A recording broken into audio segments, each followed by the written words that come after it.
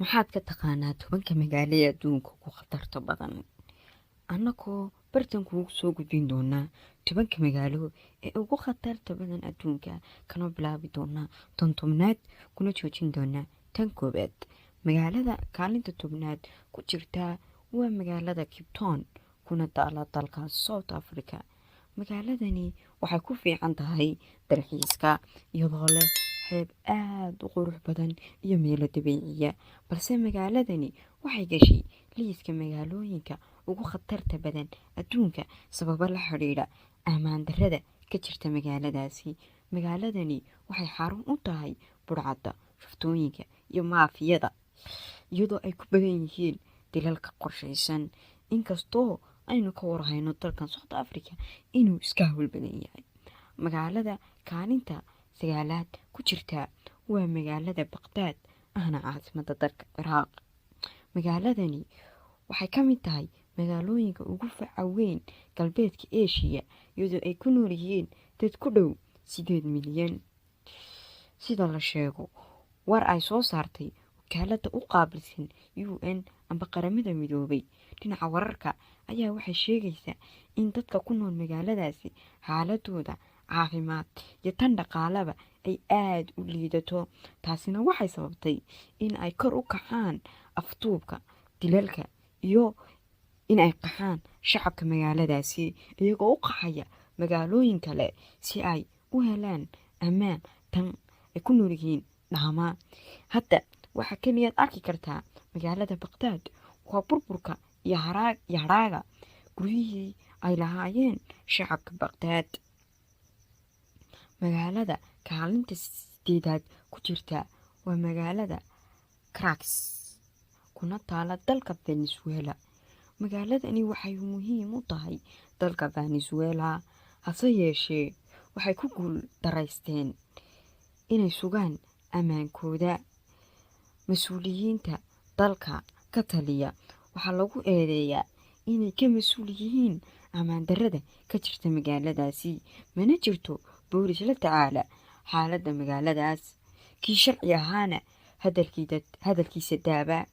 Magaalada tani waxaa caado u ah inay ka dhacaan dilalka, boobka, ka ganacsiga daroogada iyo wixii aan sharci ahaynba. Maafiyada joogta magaaladaasi waxay u dhoofiyaan daroogada qaaradda Latin America iyo dalka Maraykanka. Magaalada kaalinta 7aad ku jirta waa magaalada Karachi, kuna taala dalka Bakistan. Magaaladani waa magaalada ugu ballaaran dalka Bakistan, ahna caasimadda gobolka Sindh. Hase yeeshee magaaladani waxay ku jirtaa liiska magaalooyinka ugu khatarta badan adduunka sababtoo ah magaaladan waxaa ka dhaca dilalka qorshaysan, musuqmaasuqa, madax furashada ay afduubku sababtay iyo falalid ku ah bini'aadanimada. Inkastoo booliska Bakistan ay sheegeen in ay xaliyeen dhibaatooyinka qaarkood, balse ammaanka magaaladaasi maaha mid la isku halayn karo. Magaalada kaalinta 6aad ku jirta waa magaalada Guatemala City, kuna taala koonfurta dalka Guatemala. Magaalada tani waxaa sanad walba lagu kala iibsadaa cadad badan oo darooga ah marka loo eego magaalooyinka kale. Magaaladan sidii kuwii hore waxay kala wadaagtaa dhibaatooyinka sida dilka, dhaca iyo musuqmaasuqa ku habsaday magaaladan. Boolisku waxay ku guul daraysteen inay sugaan ammaankeeda.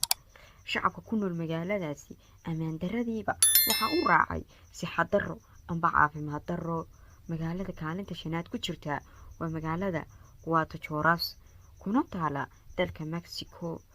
Sanadkii ugu dambeeyay waxaa kor u kacay ka ganacsiga daroogada iyo dilalka qorshaysan iyo afduubka, iyadoo afduubka lagu beegsanayo haweenka iyo dhallaanka. Afduubka waxaa loo raacayaa afkufsi iyo jirdil. Waxyaabahan waxay ka dhigayaan magaalada tani mid khatar ku ah ammaanka dadka ku nool. Booliska iyo dowladuna waxay ku guul daraysteen inay sugaan ammaanka magaaladaasi. Magaalada kaalinta 4aad ku jirta waa magaalada San Pedro, kuna taala dalka Honduras. Magaalada tani markaad dhismayaasheeda aragto way ku soo jiidanayaan, balse dilka ku badan iyo ammaankeeda oo hooseeya baanad ku dhiiranayn inaad tagto magaaladaasi.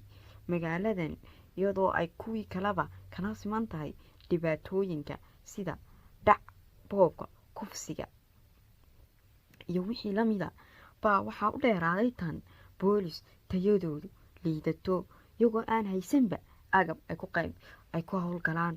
taasi waxay sababtay inay kor u kacaan dhibaatooyinkani, waayo maba haystaanba boolis la tacaalaa. magaalada kaalinta saddexaad ku jirta waa magaalada Rio de Janeiro, kuna taala dalka Brazil.